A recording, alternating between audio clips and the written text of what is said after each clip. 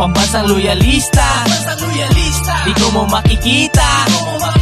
Pambansang loyalista, dito makikita ang totoong balita. 1, 2, 3, Pambansang loyalista, ito ang the best.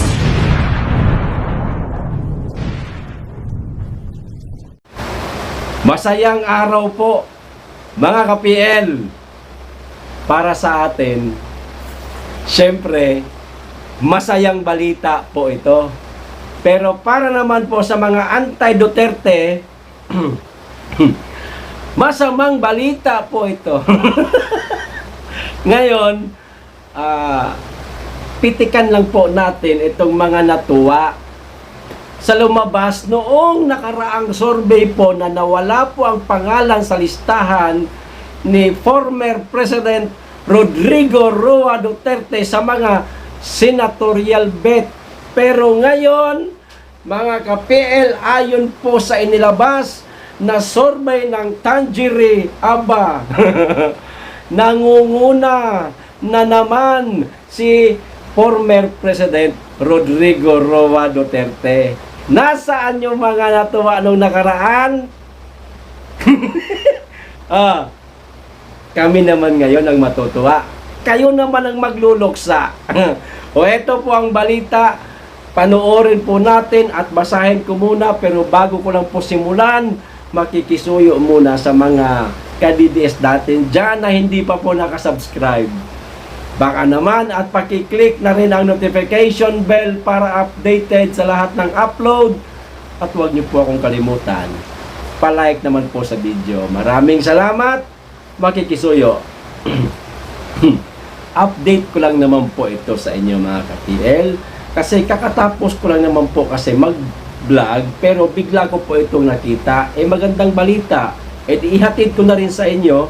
O eto, mula po sa Manila Bulletin. Ayan.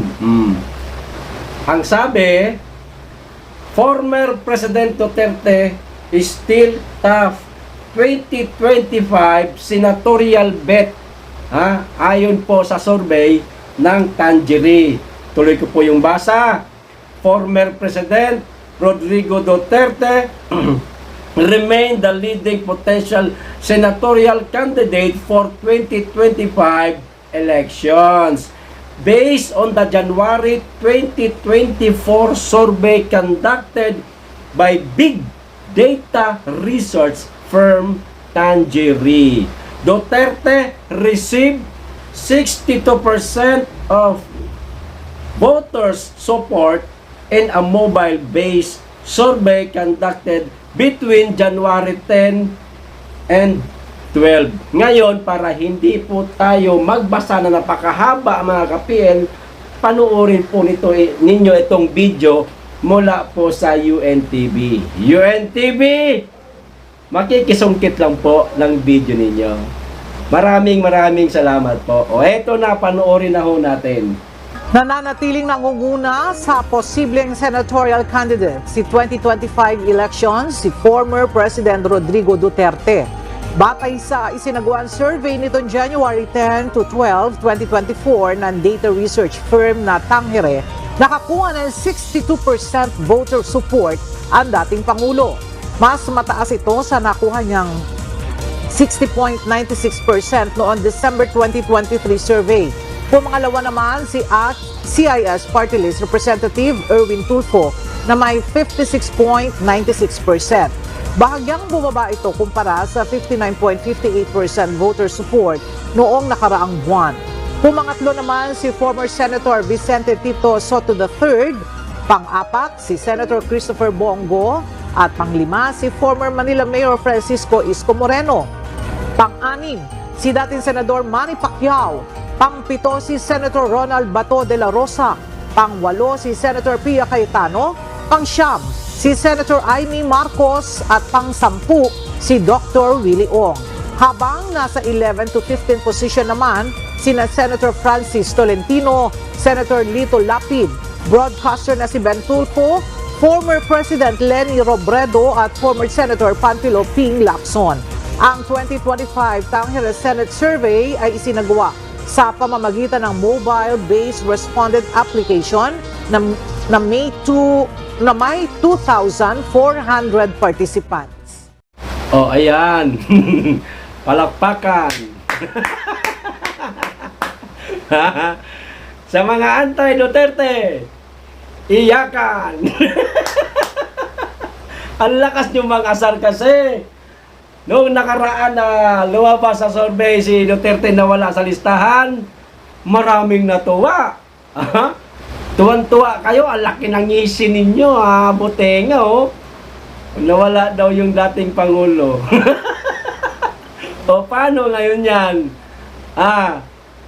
Napakarami ng survey na nagdaan nung nakaraan lang na wala sa listahan ang pangalan ni Tatay Digong. Ngayon, eto, nanumbalik na naman. At kung hindi ako nagkakamali, nung nakaraang survey na lumabas na nawala ang pangalan ni Tatay Digong, commission ho yun. Ibig sabihin, meron pong nag-atas sa isang survey firm para gumawa ng survey at huwag isama ang pangalan ni Tatay Digong. Pero ito, non-commission po, kundi ito ay kusang loob po ng Tangerine. Walang nag-atas, walang nagpayola. Ayan. Yan yon. Kapag may nag-atas, may nagbabayad sa isang survey firm, wala akong binabanggit na survey firm, sa isa lang, halimbawa, si Juan de la Cruz survey firm, ayan, Pag binayaran siya ng isang politiko, ito lang ang mga pangalan na isusurvey ninyo. Siguradong laglag ang pangalan ni Tatay Digong. Pero, kapag non-commission, ayan, siguradong mangunguna at nangunguna ang pangalan ni Tatay Digong sa listahan ng mga senatorial bet sa 2025. Kita-kit sa 2025, pero lagi kong uulitin ito, mga ka-PN. Sa edad po ni Tatay Digong na halos malabo na pong makadinig, no? Siguro malabo na rin ang paningin, mas mainam pang wag na lang siyang tumakbo, no? Magpahinga na lang siya sa Davao, total maganda na ang buhay niya. Makikichismis na lamang siya sa mga politikong pulpol. Ayan, puna-punain niya na lang, no? Kaysa sa tumakbo siya, dagdag stress lang yan sa kanya, no? Pero kung talagang hindi natin mapigilan ang matanda, wala tayong magagawa, di ba? Kundi suportahan na lamang siya.